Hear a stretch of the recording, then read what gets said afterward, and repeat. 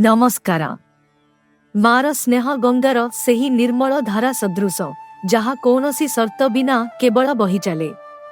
स्मृतिर पृष्ठारु आजी आमे एभली एक गाथा नहीं आसीछु जेउठारे सर विसर्जन होई जाए एवं केवल निस्वार्थ अनुराग बाकी रहे। आसंतु गंगार एही पावन दर्शन सहित मु आपणଙ୍କୁ सुप्रसिद्ध लेखक राजेश चंद्रानी मदनलाल जैनजींको लेखनीरु जन्मित एक मर्मस्पर्शी गाथा सुनाउछि। मोर माँ मते केते अधिक भल पांती। तारीख डिसेम्बर जेतेबेले माँ एही संसार रे थिले। आरंभरु ही आरंभ करिबा उचित हेबो। जेतेबेले मु अबोधतारु बुझिबा शक्ति आड़कू अग्रसर हेली मु मो घर को परिपूर्ण पाइली। सेही परिपूर्ण परिवार मध्यरे मो पाई मांको सान्निध्य एवं तांको गेल्हा सबुठारु प्रिय थिला। घरे भाई भौणी मध्य थिले एवं मो मांकु पिलामानंको परिवार समाज और धर्मर दायित्व को एक संतुलित ढंगरे तुलाइबाकू पड़ुथिला। एसबु मध्यरे तांको पाखरे निज पाई बहुत कम समय रहुथिला। मु टिके बड़ हेबा परे अनुभव कली जे से अन्य समस्तंको तुलनारे अधिक सरल एवं शांत चित्तर थिले। मु तांकु केबे रागिबार किंबा विरक्त हेबार देखि नाही। बोध हुए सेही समय रे एहा प्रतिटी मां एवं गृहिणींको सहज वैशिष्ट्य थिला। समय बीतिबा सहित जेतेबेले मोर बुझामणा आहुरी स्पष्ट हेला मु तांको भितरे एपरी एक विशेषत्व देखिली जहाँ मु ज्ञाति कुटुंबंको मध्यरे अन्य कहा पाखरे देखि नथिली। ताहा थिला तांकर शर्तविहीन जीवनशैली। तांकु घर परिवार पड़ोसी एवं समाजर प्रतिटी शर्त ग्रह थिला किंतु अन्य मानंको प्रति तांकर निजर कौनसी शर्त नथिला। आजी जेतेबेले मु दुनिया को देखिछि एवं परखिछि सेतेबेले बुझी पारुछि जे एभली निर्लिप्तता काहारी काहारी पाखरे देखिबाकू मिले। निज अस्तित्व को अन्य मानंको अस्तित्वरे संपूर्ण रूपे विलीन करिदेबा कौनसी सहज खेल नुहे। ताहा पुणी किछि समय पाई नुहे बरं संपूर्ण जीवन पाई। निश्चित भावरे से सेही विशिष्ट व्यक्ति मानंको मध्यरु जणे थिले जहांकु मानवीय व्यतिक्रम बोली कुहा जाए।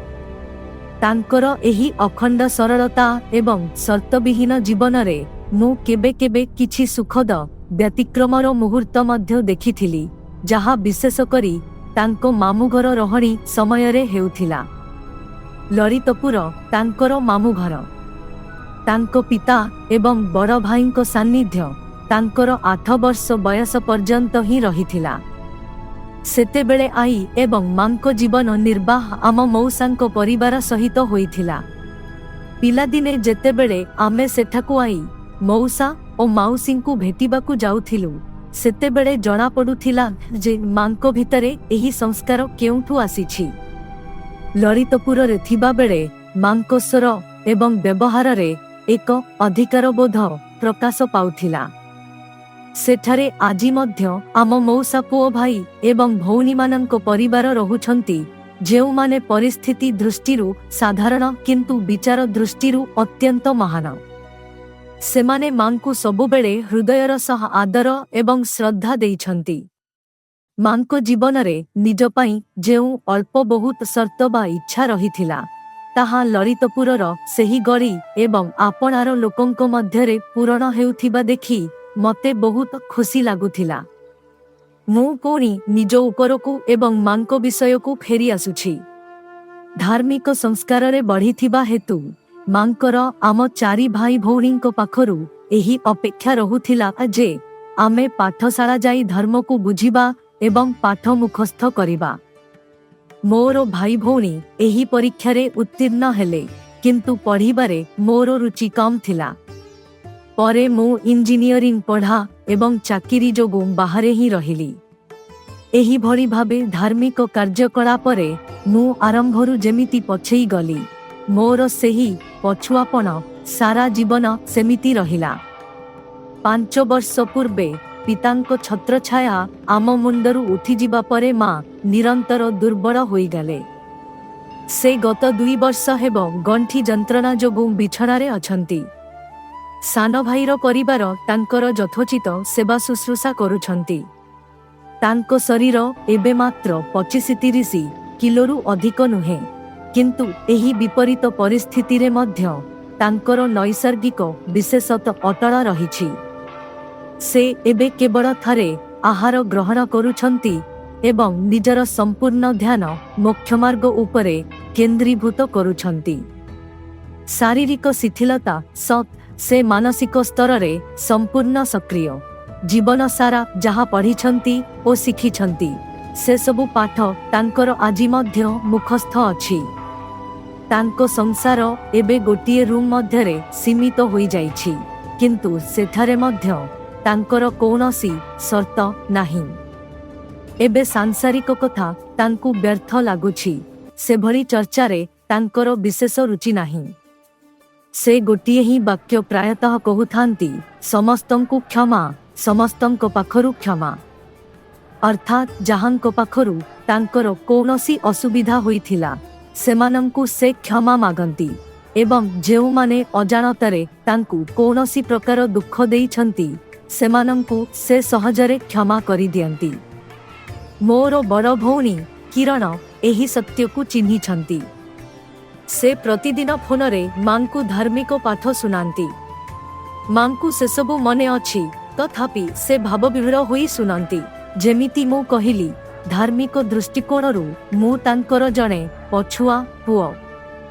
ଦୂରରେ ରହୁଥିବା ଯୋଗୁଁ ମୁଁ ତାଙ୍କ ପାଇଁ ପ୍ରତ୍ୟକ୍ଷ ଭାବେ କିଛି ବିଶେଷ କରିପାରେ ନାହିଁ। ପ୍ରାୟ 2 ମାସ ପୂର୍ବେ ମନରେ ବିଚାର ଆସିଲା ଯେ ଯଦି ମୁଁ ମଧ୍ୟ ତାଙ୍କୁ ଧାର୍ମିକ ପାଠ ଶୁଣାନ୍ତି ତେବେ ତାଙ୍କର ଖୁସି ବଢ଼ିଯିବ। ସେବେଠାରୁ ପ୍ରତି ଛୁଟି ଦିନରେ ମୁଁ 1 ଘଣ୍ଟା ଧରି ତାଙ୍କୁ ଫୋନରେ ଧାର୍ମିକ ପାଠ ଶୁଣାଏ।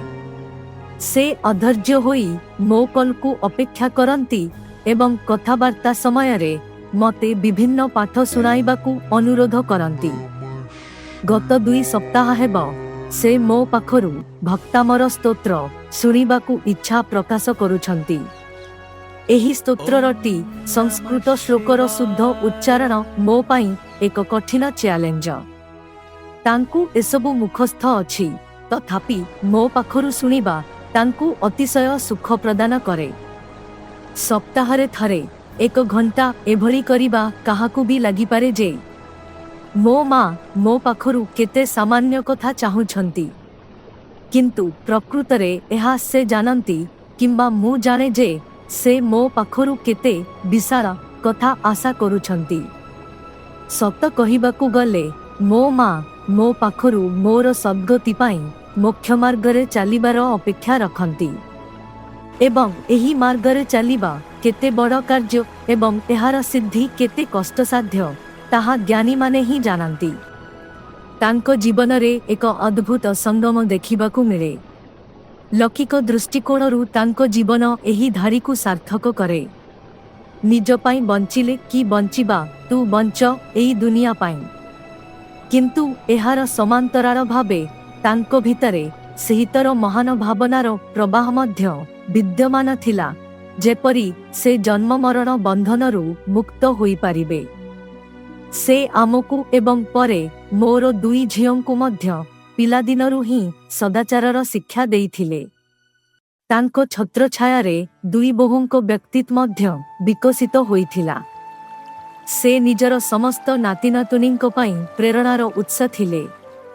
ସେ ସବୁବେଳେ କହନ୍ତି, ଖରାପ କଥା ଚର୍ଚ୍ଚା କରିବା ଦ୍ୱାରା ମଧ୍ୟ ଖରାପର ପ୍ରସାର ହୁଏ। ତେଣୁ ଖରାପର ଉଲ୍ଲେଖ ନ କରି କେବଳ ଭଲ କଥା କହିବା ଦ୍ୱାରା ହିଁ ଖରାପକୁ ଦୂର କରାଯାଇପାରିବ। ଏହି ପ୍ରସଙ୍ଗରେ ମୋର ବଡ଼ ଭଉଣୀ କିରଣ ମାଙ୍କ ସ୍ୱଭାବକୁ ମନେ ପକାଇ ଭାବପୂର୍ଣ୍ଣ ଶବ୍ଦରେ କହନ୍ତି, ମା ପର ଅର୍ଥାତ୍ ଅନ୍ୟମାନଙ୍କ ପଞ୍ଚାୟତରୁ ସବୁବେଳେ ଦୂରେଇ ରହୁଥିଲେ ଏବଂ ଆମକୁ ମଧ୍ୟ ଏହି ଶିକ୍ଷା ଦେଇଥିଲେ ଯେ ତୋର ମୋର ଭିତରେ କିଛି ରଖାଯାଇ ନାହିଁ। ଏହି ଶିକ୍ଷା ଆମ ପାଇଁ ସେହି ବହୁମୂଲ୍ୟ ପୁଞ୍ଜି ଯାହାଦ୍ୱାରା ଆମେ ସମାଜରେ ଆଦର ପାଉ। आमे जोड़िबारे विश्वास रखु एवं केबे काहारी मध्यरे मनोमालिन्यर कारण साजु नाहु। माँ आमकु लौकिक शिक्षा सहित धार्मिक संस्कार एथिपाई देइथिले जेपरी आमे निज आत्मार कल्याण करी जन्म मरण दुखरु मुक्त होई पारिबा। आमे अत्यंत भाग्यवान जे आमकु तांकर साथ मिलिला। आमे सबुबेले तांको उपकार पाई ऋणी रहिबु। तारीख एप्रिल।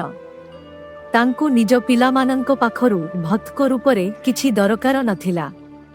से केवल एतिकी चाहुथिले जे आमे धार्मिक रुचि रखु एवं सत्यर ज्ञान प्राप्त करू। तांकर एही मोह तीर्थंकर मानंक सेही करुणा सदृश थिला जहा समस्त जीवंक कल्याण पाई प्रेरणा दिए। एप्रिल रे मांको महाप्रयाण परे कोरोनार कठिन समय थिला। मंदिर बंद थिला। सेबेठारु आमे भाई भौणी एवं परिवार व्हाट्सएप कॉल माध्यमरे प्रतिदिन 1 घंटा सामूहिक धार्मिक पाठर परंपरा करिछु, जहा आजि मध्य जारी रहिछि। आमे आत्मकल्याण करि पारिबा कि नाही ताहा आम कर्म उपरे निर्भर करे, किंतु एही 1 घंटार पाठ आमे निज मुक्ति बदलरे मांकर सेही शेष भावना को समर्पित करुछु, जहा से आम पाई साइती रखिथिले। एही क्रमर निरंतरता मोर बड़ भौणी किरण, सान भौणी शोभा एवं मो पत्नी रचनांको द्वारा सुनिश्चित करा जाए। आजी मांको स्मृति को प्रणाम करी मु आजी जोड़ा जाइथिबा एही धाड़ी गुड़िक सहित एही प्रस्तुति को पुणी थरे साझा करुछि।